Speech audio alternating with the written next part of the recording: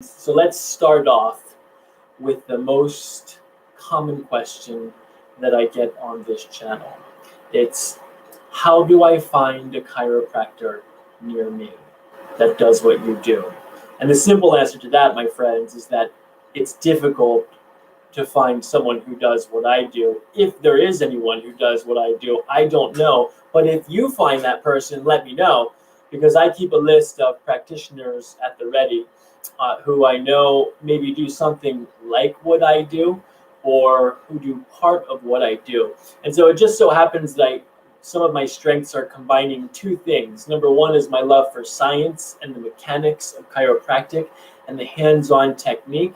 And the other is this, I can't even really classify it with anything particular, but we can say Eastern, we can say energetic, we can say subtle energy.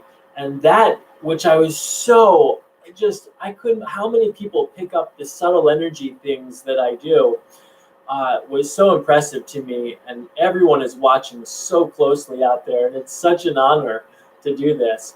And so I know some practitioners are out there who are really good at the mechanical and who are really good at the energetic. And it's just really not about finding someone like me. It's about finding someone who's good for you. And there is someone who can proficiently adjust your spine. At least in the States, there are enough chiropractors around who I know that there is someone near you who can proficiently adjust your spine, your full spine.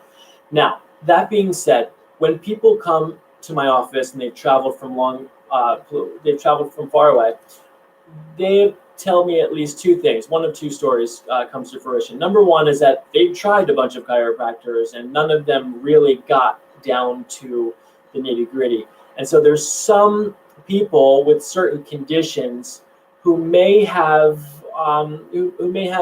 necessitate a deeper look, something that's going to require more time, more questions, more of the energy that you see me putting into my patients in the videos.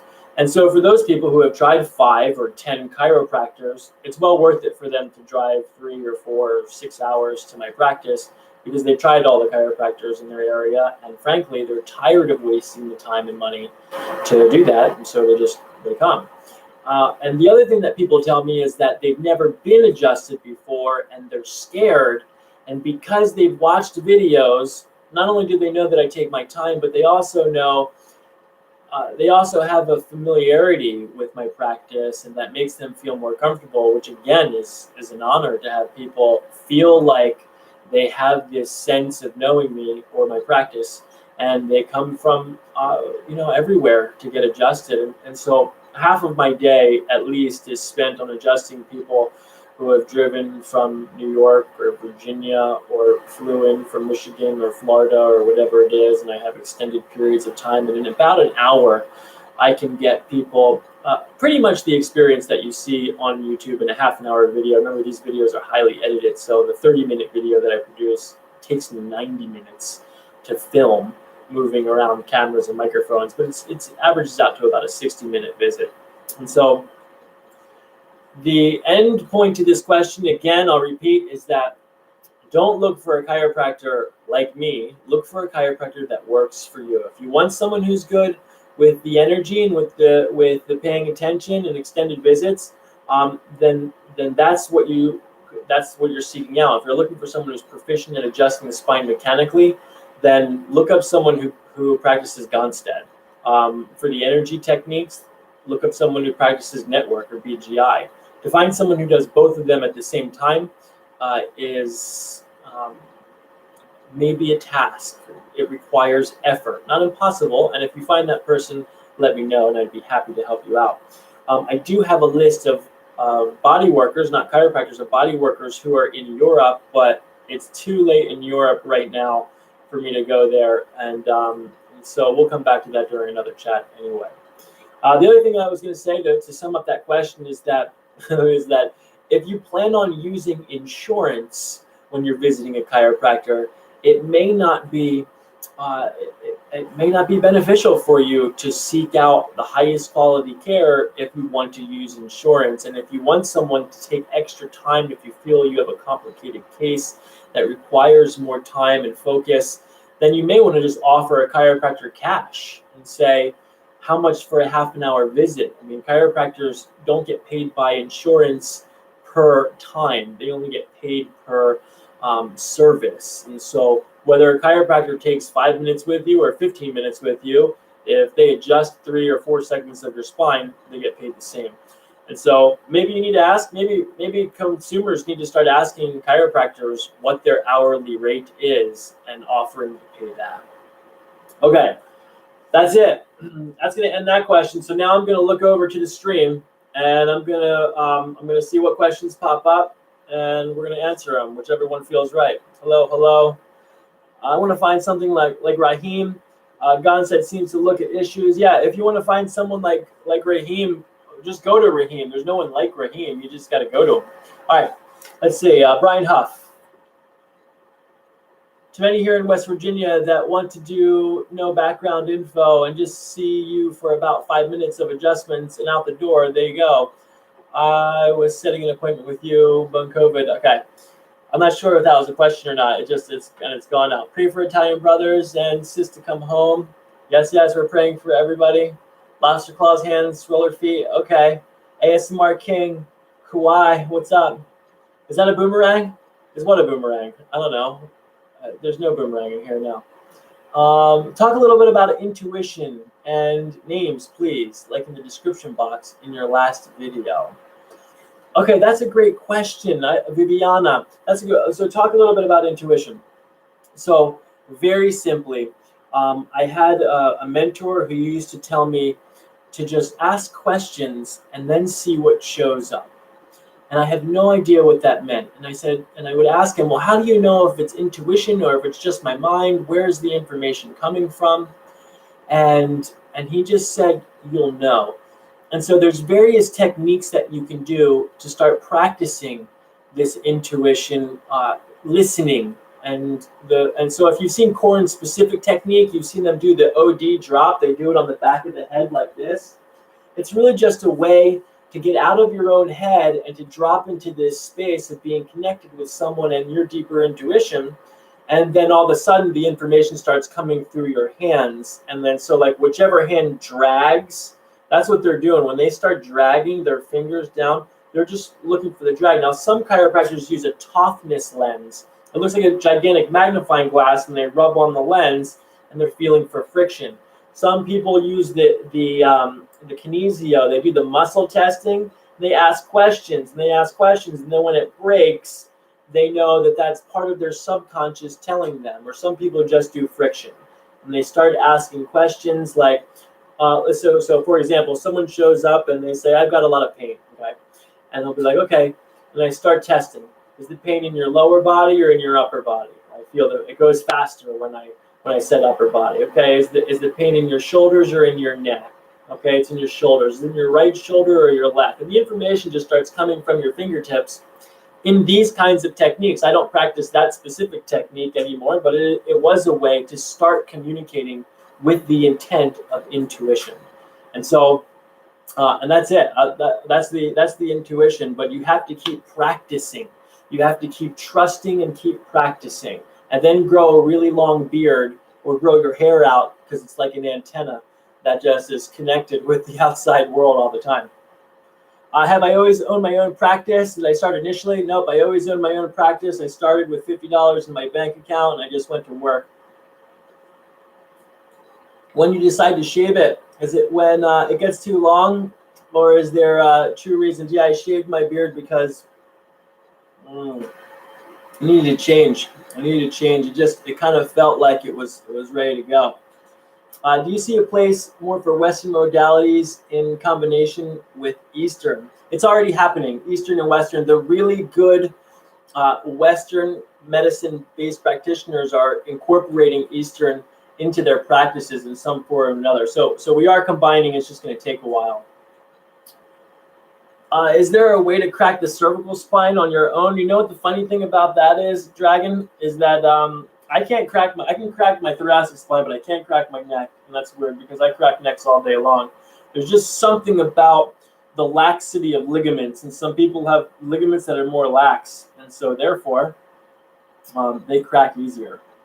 I think actually it's a really good idea. If you want me to really see your question, you should at Chiropractic Medicine, and then it comes up with a highlight, and then I really start paying attention to it because there's so many questions happening here.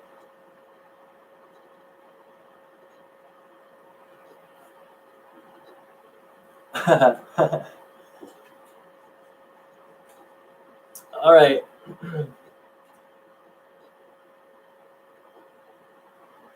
How are the adjustments of traditional Chinese doctors? I was thinking of learning TCM.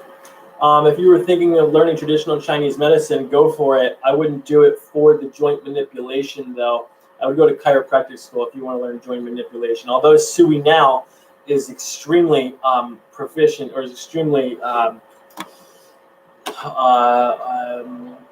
it's accurate. It's not accurate. I'm sorry. It's the word I'm looking for Sui now. It's a general full body manipulation, and it's effective. But it's not chiropractic. If you want to learn how to adjust things, yeah, like that, Pedro. Yep, at Chiropractic Medicine. There you go. I'm the best chiropractor on the internet. Previous videos, interesting to hear what I had to share. Yes, actually, I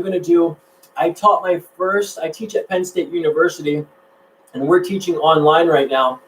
And last week I did an intro lecture with some stories that I'm going to share with you all very soon because I recorded it. And I do tell stories a lot to my children, to my students, to everywhere I go. So I'm going to start recording more stories and sharing them with you all. I'm glad that you like that because I've got a lot of stories to tell.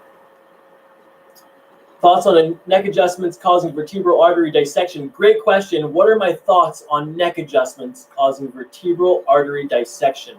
This is the stroke that everyone talks about. This is what people say chiropractic is dangerous. Vertebral basilar artery dissection occurs with one type of cervical manipulation.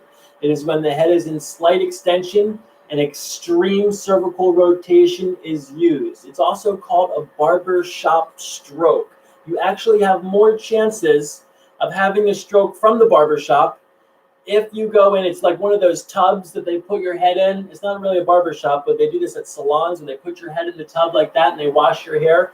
Just as much of a statistical probability to have a stroke from vertebral artery dissection getting your hair washed at a salon as you would getting a chiropractic adjustment. Now, I take very tremendously special care not to over-rotate someone's spine, especially working in the cervical region, or excuse me, in the upper cervical region, because it only happens when you're adjusting C1.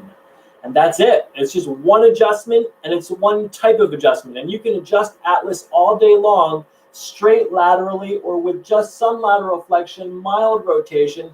But the more that you go, the more likely you are to have the VBAI if you have pre-existing conditions. The VBAIs usually or statistically are more relevant if you already have stenosing in the vertebral artery. And stenosing, what does that mean? That means you're probably over the age of 60, you have a history of smoking, and you have frequent dizziness, lightheadedness when you put your head in extension, and also in lateral flexion. And so in chiropractic examinations, there's a test for it. It's called the VBAI maneuver. You take someone's pulse and you have them extend and turn their head. And if they have the risk factors, you do the tests for them, and then you determine whether or not they're a candidate for that one type of adjustment. They say in chiropractic, statistically, if you adjust 100 people a week and you do that for 30 years, you will have one person statistically will have a VBAI. And adjusting 100 people a week for 30 years is a tremendous chiropractic career. I mean, you're talking, do the math on that. What's 100? Let's say 100 people a week for 30 years. So you have 100 people a week. There's 52 weeks in a year. That's 5,200 adjustments in a year. I'm not counting vacation. 5,200 adjustments a year times 30 years. 156,000. So that's 1 in 156,000. But actually, the statistics are much less than that. So that's a misleading number right there. So that's what I think is it possible to get a VBAI incident.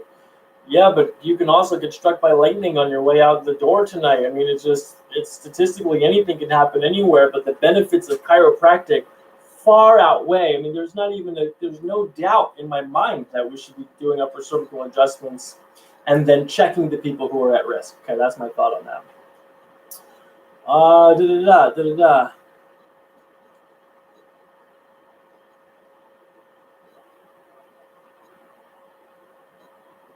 It's MSC. What focus am I going to take now that we're in quarantine?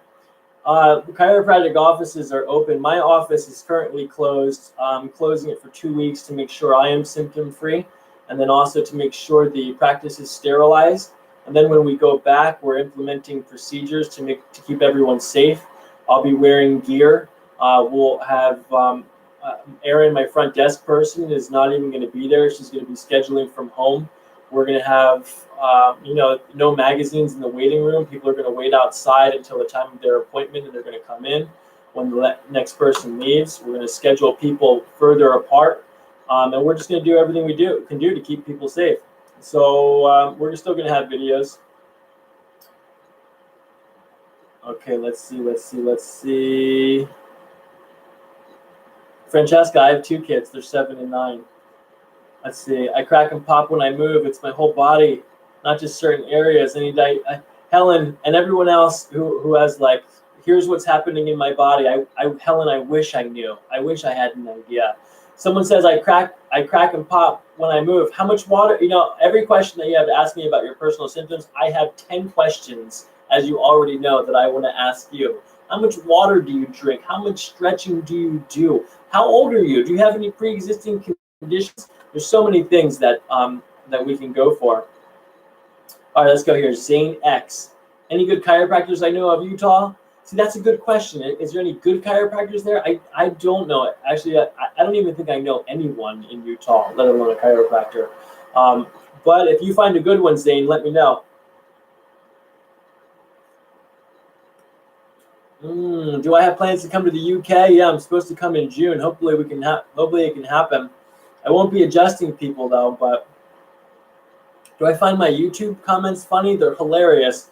When I'm not, if I'm ever feeling like I'm bored, my front desk and I, or my friends, will go into my held for review file in the YouTube, and there's always a good laugh in there.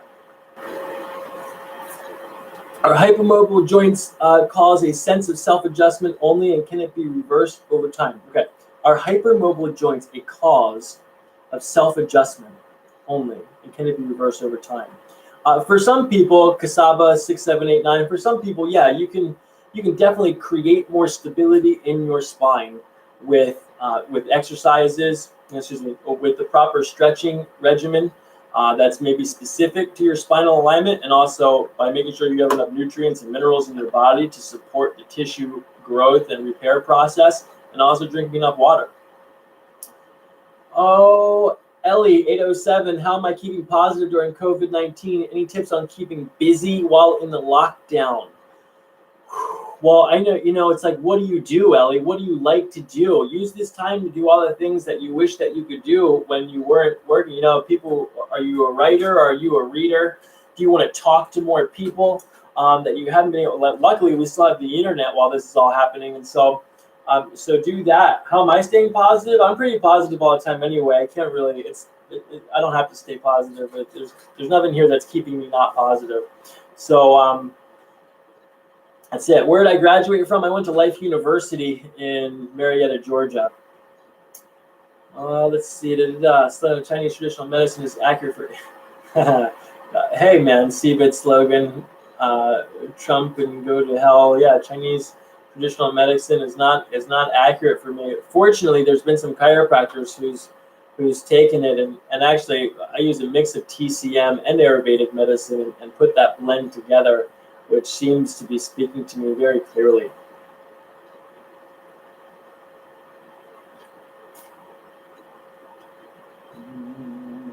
Victor Cry. For the past 6 months, okay. Logan Cash. Can you tell us about the process you do to get patients to let you record them? Wait for them to show up. And now I'm looking for the story. And so now is also different than the videos that you see. I mean, videos are usually about 2 to 3 months behind. That's just how much.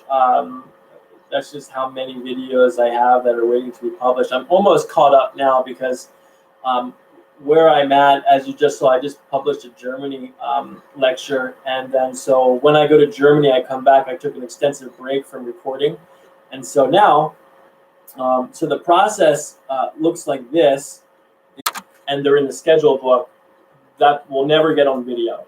Videos come when someone reaches out to me on the internet and I'm asking them questions about their pain, and then what happens is, hold on, is while I'm communicating with them, they have the correct availability, because I only record videos on Sundays when my office is closed. I never record videos during the week because my practice is too busy. And so I need that time in order to create this space to not only make patients more comfortable, because my preference is to record patients who have never been adjusted before, because I'd like to reach the audience of people who have never been adjusted before, because only 10% of people see a chiropractor. And so because that's a statistical fact, is that 90% of people will have back pain at some point in their life, and 10% of people have seen a chiropractor. That means a lot of people have never seen a chiropractor. So when I find someone who's never been adjusted before, and they have symptoms which are highly relatable or interesting in a way that I know that I haven't recorded it, or I haven't made a video, or if it's something that I feel like is worthy of sharing, then it starts the process. Now, that person who contacts me, I'll also have to ask them if they're comfortable being on video, and also if they're comfortable having their skin showing, because I put people in a gown.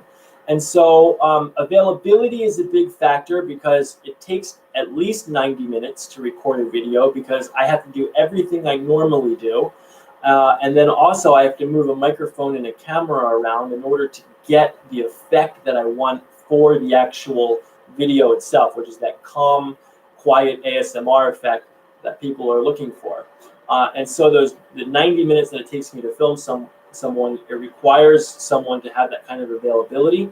They need to be willing to be on video, and also comfortable being on video, because getting adjusted for the first time itself is not always comfortable for everybody. And then being on video is not comfortable. So putting those two things together makes for someone who really needs to be confident, and who really needs to be able to sit there and talk to me, and make it not awkward.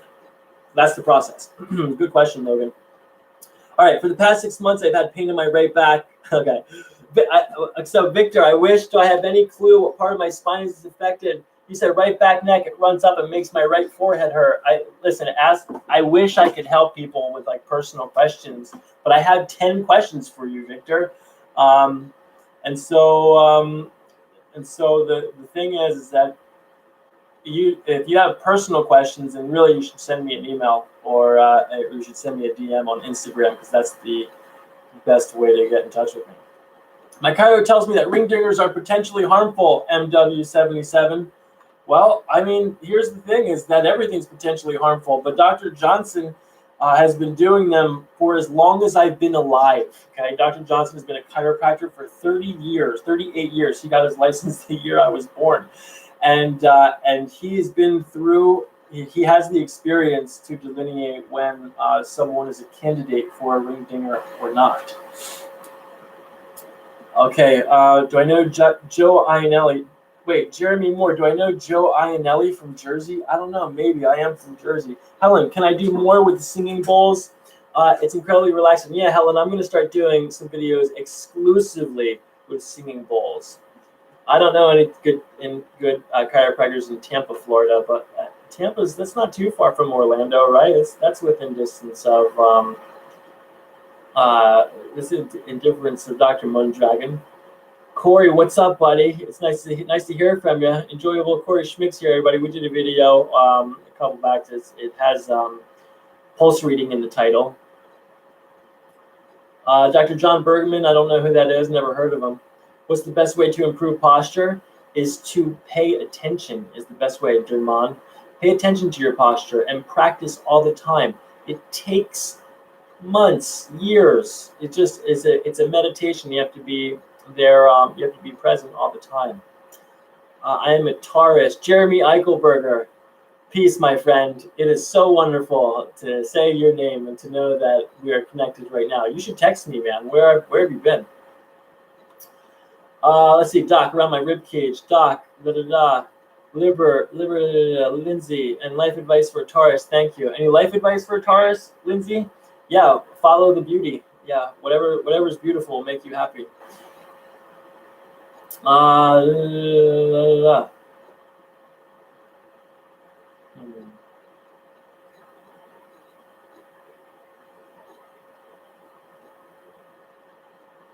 Troy Willie, would I recommend cannabis as a pain reliever and an anti-inflammatory? Cannabis is medicine, my friend, and it's not about whether or not I would recommend it. It's about whether or not your medical doctor would recommend it. So it depends on what kind of pain that you have. It depends on your inflammation. I feel like it's just pain in itself. It may or may not be effective. Cannabis, just like anything else, it has times where it works beautifully as medicine. Cannabis I really think cannabis is most exciting for its potential in tumor suppression, personally, and doing what I've seen it do for cancer. So that's where I would go.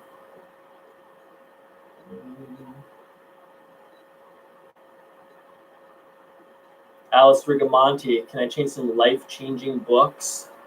Just pick up and just start reading any book that you can, life-changing book. You'll find the right one. The Four Agreements was a big one for me.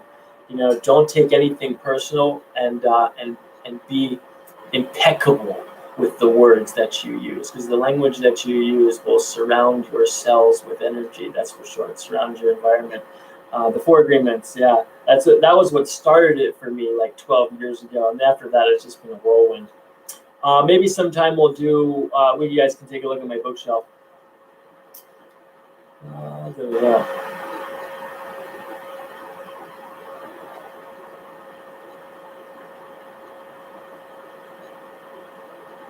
That's a really good question, Breach. At which point should I take back pain as not too serious to maybe I should visit a medical professional? Pain that lasts more than 24 hours consistently. I mean, if you have consistent pain for 24 hours, that's enough. Or if you have repetitive pain in the same place and it repeats more than 3 times in the same place, that's enough right there. Go get it checked out. Rico, I am definitely going to continue to make videos. Would it be advised to fly to your practice from Utah to only be adjusted once?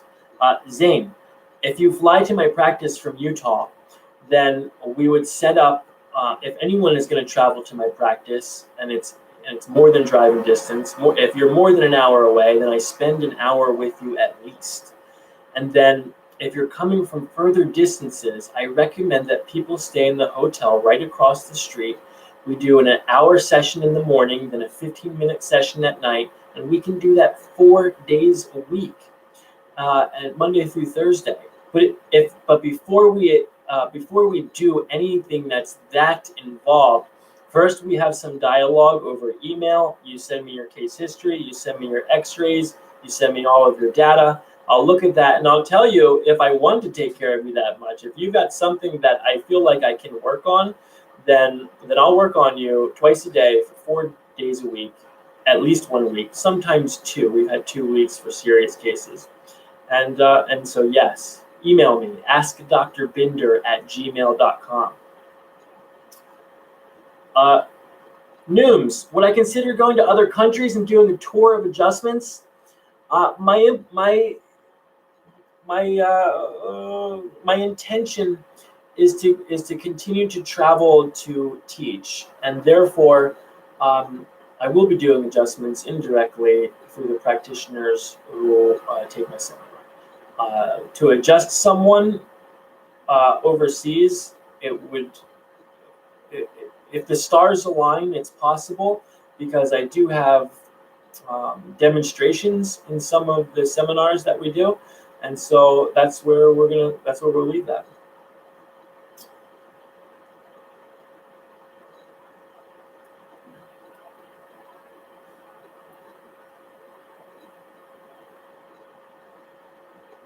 Rutsky, what's a good track for chiropractic education? I loved your videos. Blah, blah, blah. Okay. Yeah, and for people who are thinking about being a chiropractor, the best track is to enroll in a chiropractic school and go into the pre-chiropractic program. They have one at Life University. You can go into the undergraduate, and it's accelerated science courses. It basically gets you the first 3 to 3.5 years of a Bachelor of Science, and then you enter a chiropractic program, which is a 7.5 year. It's a 7.5 year program.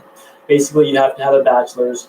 The first year of chiropractic school is a lot like the last year of a Bachelor of Science. There's a little bit of crossover there, but 7.5 years. If you're thinking about doing it, Rutsky, do it.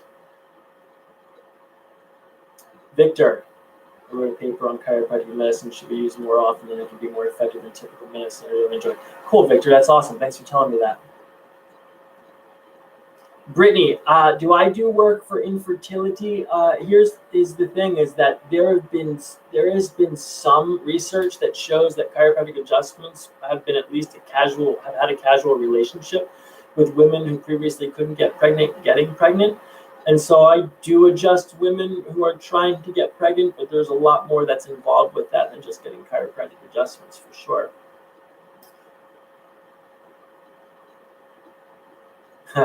Yeah, Bob's. It's all new content. I mean, it just because I have a beard doesn't mean it's not new content. It's still new content. Just because I recorded it 4 years ago.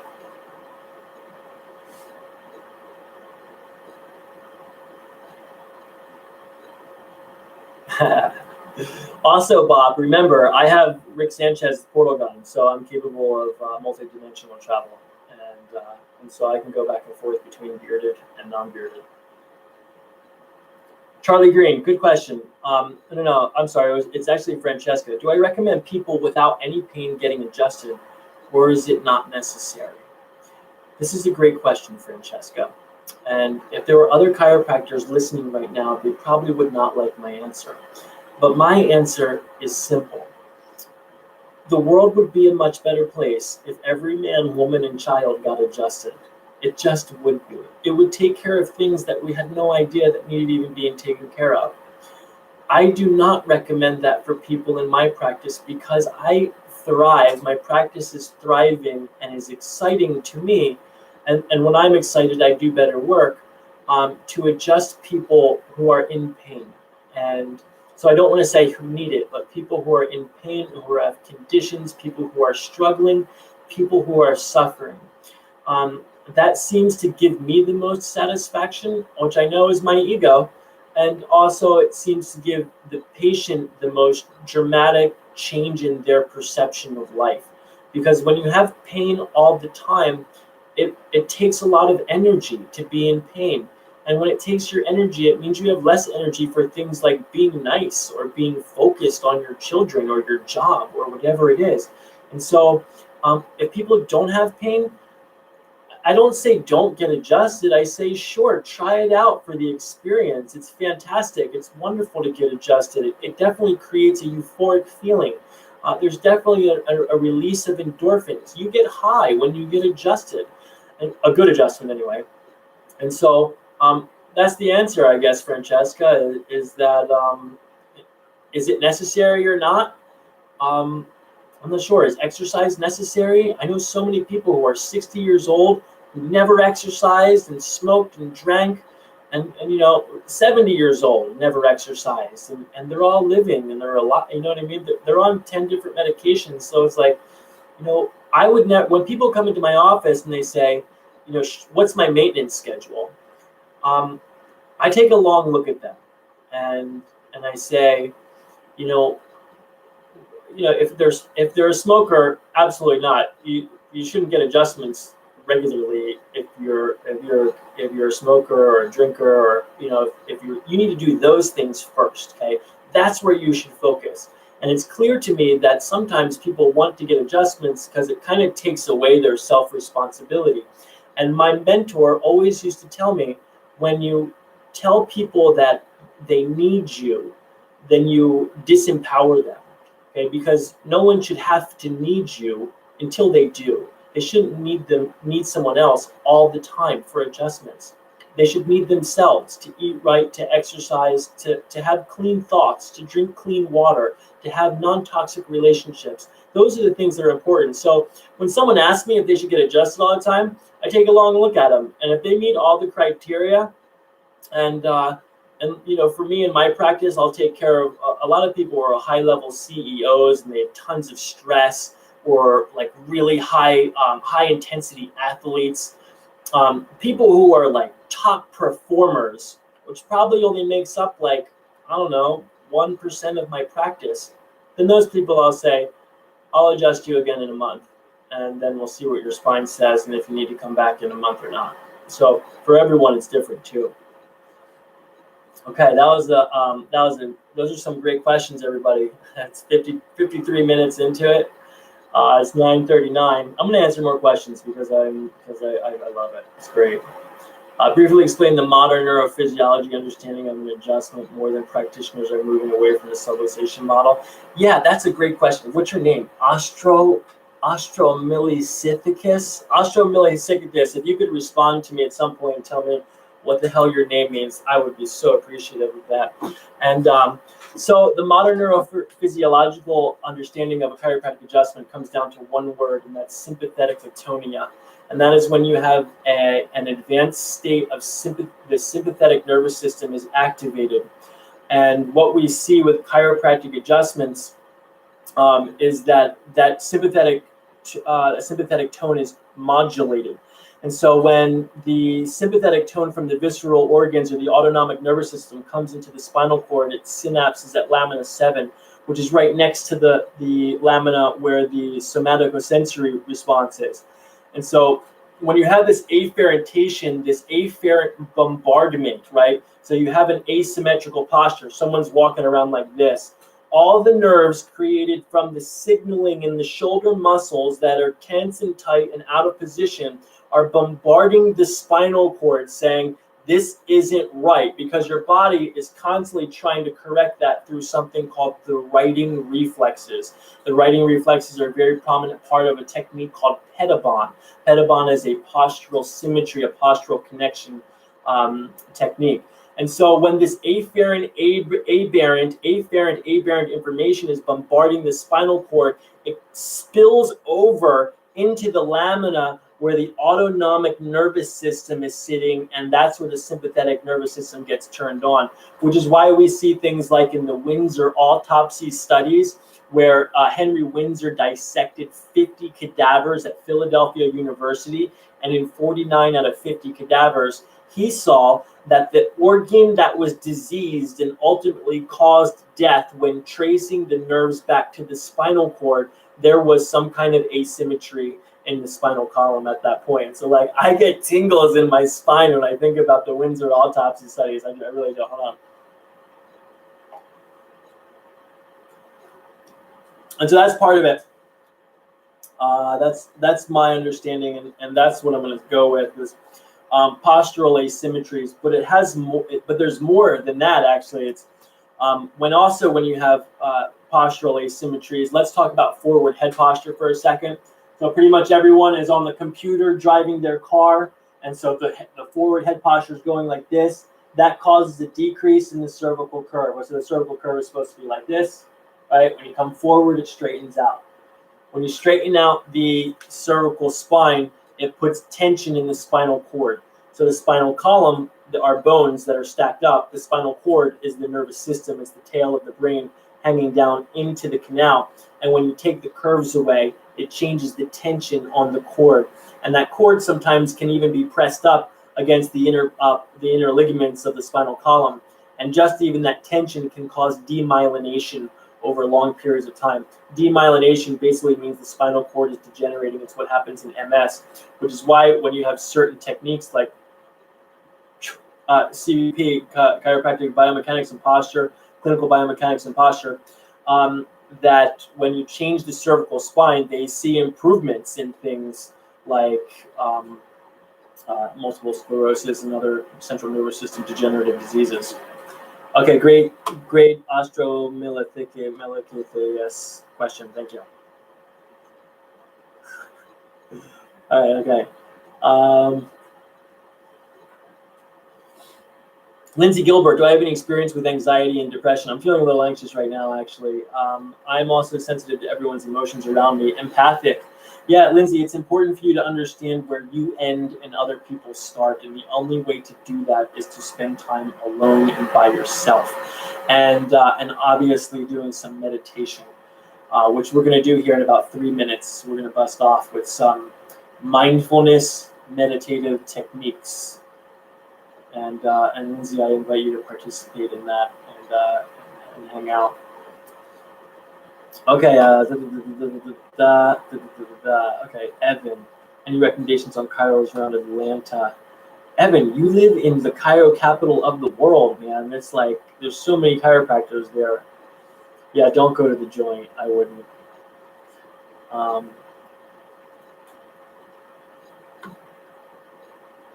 Yeah, Fiery's got some advice for you, Lindsay. Go outside and ground yourself on Mother Earth barefoot. Grounding technology is a real thing. I definitely believe in the power of nature. Let's go back to that because you want to help too, Fly, so you're reaching out to Lindsay as well. So Lindsay, you talked about anxiety and depression. You know, water, diet, exercise. You have to start with that. You have to start with drinking clean water, eating clean food, and exercising your body every day. And then after that, you can start to talk about balancing the thoughts in your mind. And so with anxiety and depression, there's definitely some molecular components involved. We're talking about neurotransmitters, dopamine, serotonin. We're talking about endorphins. And so there are ways to manipulate that with supplementation and with diet. And exercise or grounding technology, listening to music, having positive relationships around you, making sure you're healing from the trauma that you've had, making sure you talk to people about the trauma, you've decompressed it, and that you're processing it in a healthy, constructive way, and that you're not just letting your mind continue to run down the hole of being addicted to the feeling of depression or anxiety, because the brain is an addiction machine. And whatever it wants, if you're feeding it, it'll give you the feedback of you're doing the right thing. And some of that has a lot to do with what happened in childhood, from the time that we were 0 to 2 years old. Before we were even conscious, our parents were teaching us, or whoever was raising us were teaching us how to be satisfied in the world or how to be acknowledged in the world. And a lot of times we're still playing out those same kind of functions where we're trying to manipulate reality and manipulate other people to get those same endorphin releases, those same neurotransmitter releases from childhood. And so it really takes a conscious effort to unpack all of the stress and to process all of the trauma that's happened in the past, and then as well as taking yourself in the present by using mindfulness and exercise and diet and water and grounding and really positive relationships, and then also to project forward with your a consciousness of gratitude, and also that's something we didn't get into tonight, but we'll get into that, I'm sure. Is that the Heart Math Institute and how to synchronize your brain and your heart, and ultimately the bioelectromagnetic rhythms that are being emitted from the heart, which probably are the scientific version proof of an aura, and that's by using gratitude. And so we just move forward with the perception that everything that happens to us, we're grateful for in the future. All right, let's see. Okay.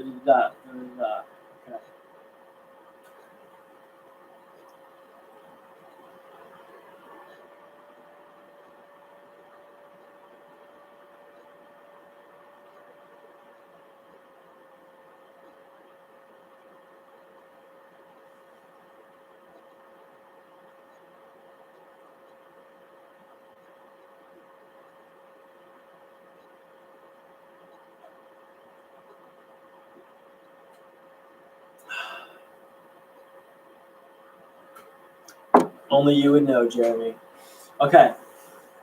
All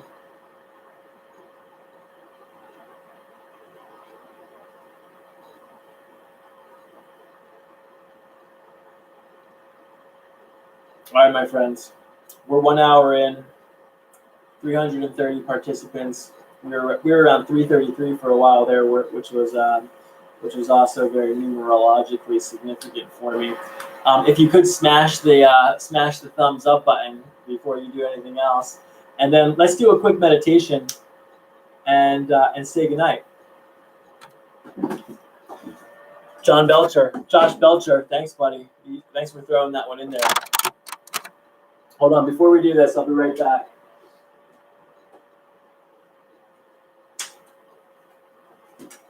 The thing about Johnny Sins is I don't know why no one's calling me Johnny Medicine. That's the obvious one that everyone has missed, which I'm surprised because the YouTube community is super smart. I'm in my kitchen.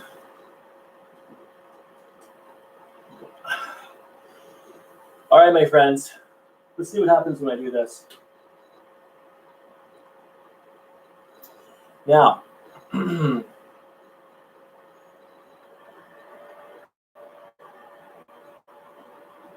you'd like to join this meditation, that'd be fantastic. I would invite you to sit back comfortably in your chair, to put both feet flat on the ground, or if you're sitting crisscross applesauce and in easy pose, that's cool too. And then we're just going to come into a state of awareness of our spine, that we're sitting up straight, that our head is over our shoulders are over our hips. If you'd like to, you can close your eyes, or that's also known as going within.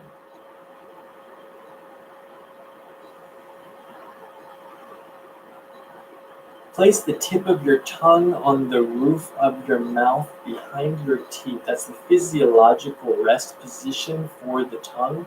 You can also get there by swallowing. Mouth is closed, and your facial expression is joyful but not smiling. Joyful but not smiling. And just see if you can hold that position on your face. Your head is balanced over your shoulders, shoulders over your hips. And the first step in mindful meditation is to become aware of the sensation of your breath. Becoming aware of the sensation of air as it passes by your nostrils as you breathe in, and then the sensation of air on your lips as you breathe out. Let's just take a couple breaths where you stay focused on the sensation of the movement of air in and out of your body.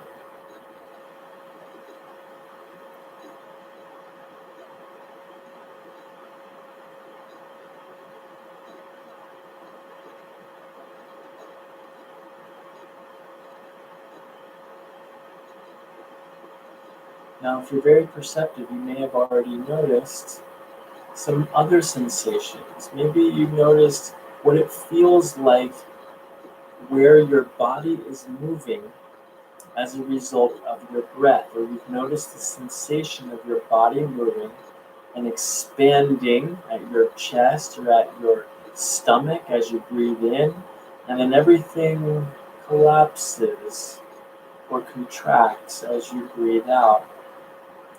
And so there's two sensations of the breath. One is at your nostrils, and then one is at your belly. Two things to stay focused on.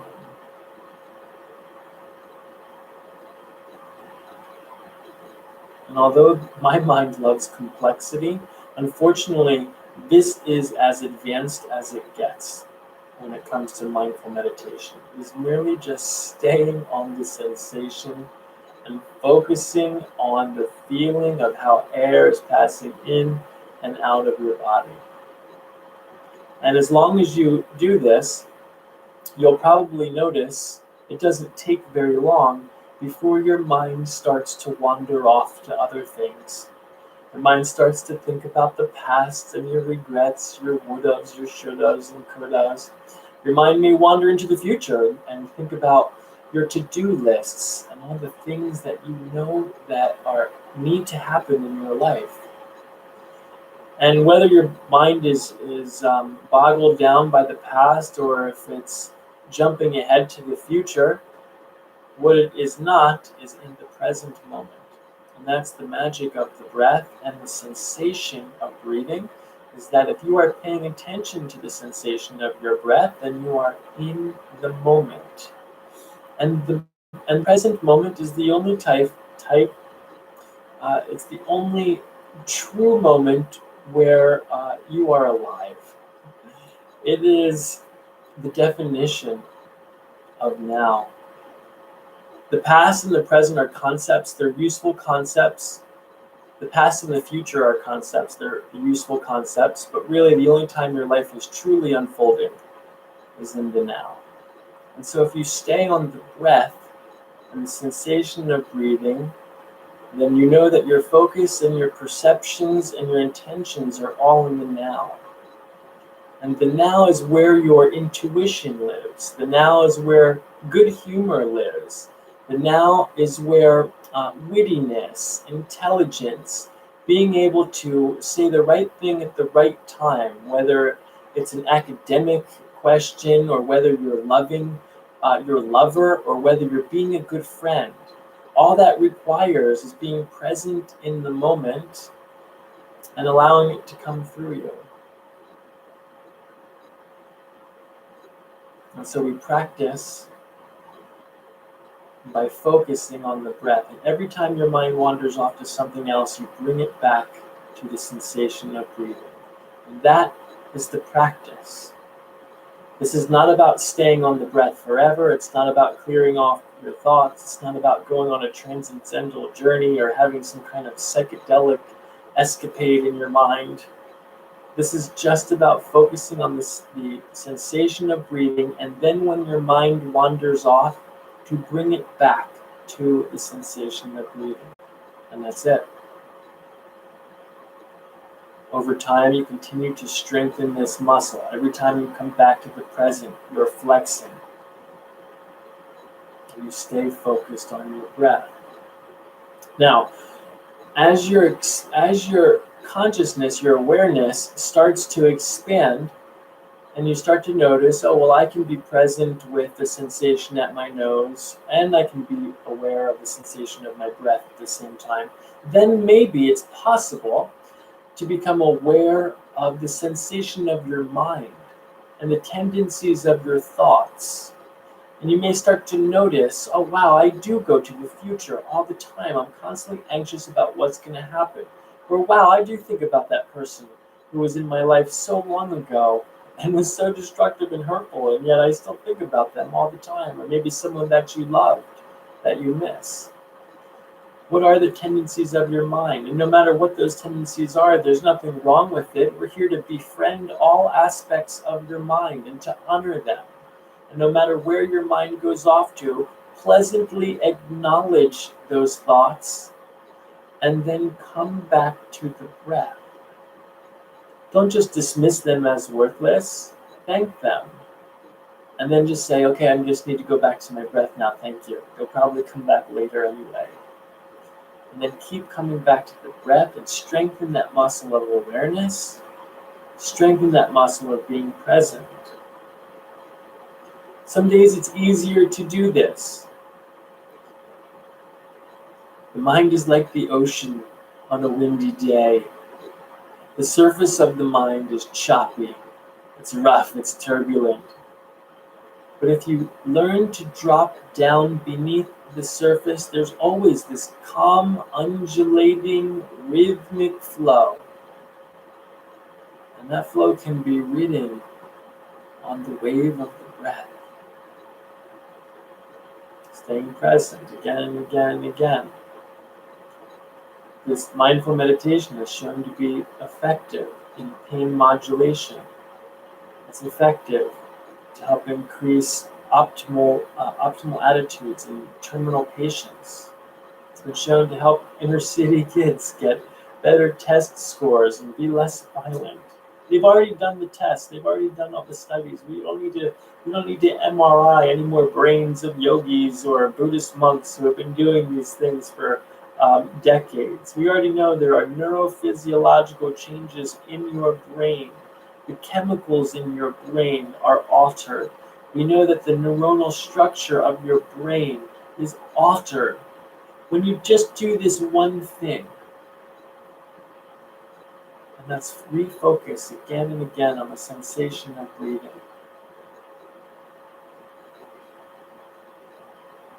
And then your consciousness starts to expand, your awareness starts to expand to incorporate not only the sensation of breathing and the sensation of thoughts, but also the sensations of all the things that are going around you. And that's why awareness is greater than thoughts. It's greater than thinking. Awareness is more powerful than thinking because awareness includes thoughts itself. You can be aware of your thoughts, but aware of other things at the same time, meaning that you are not a slave to the monkey mind.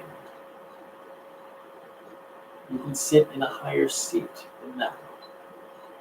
The seat of the observer. The thing that neurophysiologists have yet to find. We've already looked in all the synapses and all the holes and all the networks. There's no one there that we can say is I. The observer, the ego. It doesn't exist in the neurons of the brain. It's a synergistic effect of your entire being. So the thoughts only exist in your mind. The depression and the anxiety are a mixture of past traumas that have all resulted in neuronal synapsing and the modulation of neurotransmitters and different chemicals in your brain. All of those things can be altered with medication, with diet, with exercise, but also with this. Just coming to the sensation of your breath again and again and again. And true, you can do this while you're driving and while you're working and while you're making breakfast. Singing itself is a powerful meditation because you're breathing when you're singing. Exercise and yoga are meditations because you're breathing and you're conscious of your body. You're bringing awareness to the being. But even just sitting here right now and dropping into this space of the sensation of your breath is already rewiring how you operate. And it may not feel different tomorrow or next week.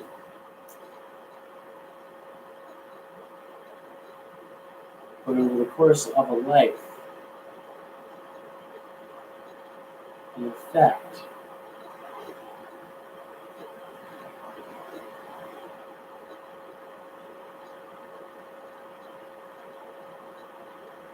and hopefully you're feeling the answer to that right there. What does it feel like in 10 years or 20 years or 30 years?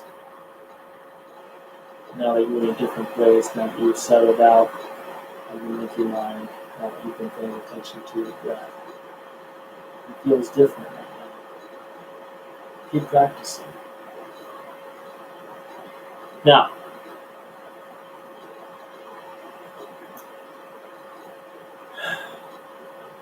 this is just practice. The real meditation is life. And so coming back to the room, coming back to your body, maybe wiggling your fingers and wiggling your toes.